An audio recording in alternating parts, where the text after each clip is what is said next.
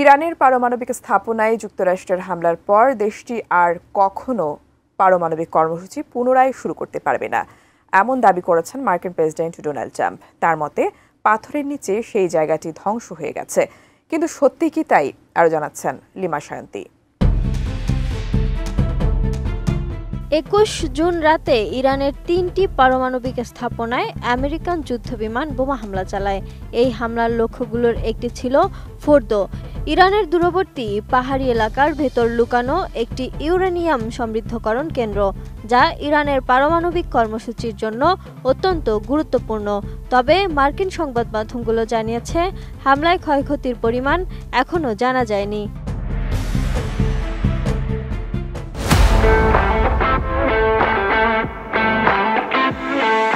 তবে 24 জুন মার্কিন নেতৃত্বাধীন সামরিক জোট ন্যাটোর সম্মেলনে যোগ দিতে ওয়াশিংটন থেকে নেদারল্যান্ডসের হেগ শহরের উদ্দেশ্যে ওয়াশিংটন ছাড়ার আগে সাংবাদিকদের সঙ্গে মতবিনিময়কালে এক প্রশ্নের উত্তরে ট্রাম্প বলেন, মার্কিন বিমান বাহিনীর অভিযানে ইরানের পরমাণু প্রকল্পের যে ক্ষয়ক্ষতি হয়েছে তা কাটিয়ে ফের পরমাণু প্রকল্প শুরু করা সম্ভব হবে না তেহরানের পক্ষে।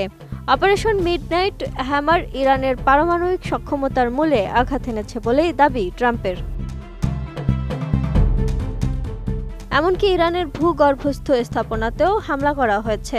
B-2 অভিযানে ব্যবহৃত যুদ্ধবিমান পাইলটরা তাদের দায়িত্ব চমৎকারভাবে পালন করেছেন।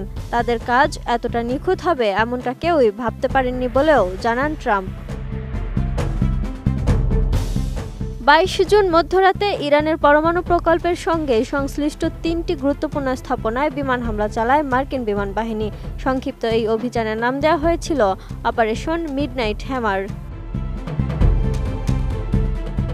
অপারেশন মিডনাইট হ্যামারের জবাব দিতে 22 জুন কাতার এবং ইরাকের মার্কিন সামরিক ঘাঁটি লক্ষ্য করে 13টি ক্ষেপণাস্ত্র ছড়ে ইরানের সামরিক বাহিনীর অভিজাত শাখা Islamic revolutionary guard corps IRGC। এই হামলার কয়েক ঘন্টার পর যুদ্ধবিরতি ঘোষণা আসে। যদিও পরে ইসরায়েল অভিযোগ করে যে ইরান যুদ্ধবিরতি চুক্তি লঙ্ঘন করেছে। ইরান আবারও এ অভিযোগ অস্বীকার করে। তবে ইরানের শীর্ষ নিরাপত্তা সংস্থা হুঁশিয়ারি দেয় যে ইসরায়েল আরও আগ্রাসী হলে কড়া জবাব দেয়া হবে। বিষয়টি নিয়ে ট্রাম্পের একটি পোস্টের 1 ঘণ্টা হওয়ার পর ইসরায়েল জানায় তারা যুক্তরাষ্ট্রের প্রস্তাব মেনে যুদ্ধবিরতিতে রাজি হয়েছে। ইরানও ইঙ্গিত দিয়েছিল যে ইসরায়েল হামলা বন্ধ করলে তারা একই পদক্ষেপ নেবে। এরপর ট্রুথ সোশ্যালে এক পোস্টে ট্রাম্প ইসরায়েলকে অনুরোধ করেন ইরানে যেন বোমা ফেলা না হয়। বিবিসির প্রতিবেদন অনুযায়ী হোয়াইট হাউসের বাইরে 24 জুন সাংবাদিকদের সঙ্গে আলাপকালে ট্রাম্প বলেন যে তিনি ইসরায়েলের উপর খুশি না, উভয় পক্ষই যুদ্ধবিরতি ভেঙেছে উল্লেখ করে তিনি তাদের শান্ত থাকারও আহ্বান জানান। Lima Sayanti, desk report, 18 news.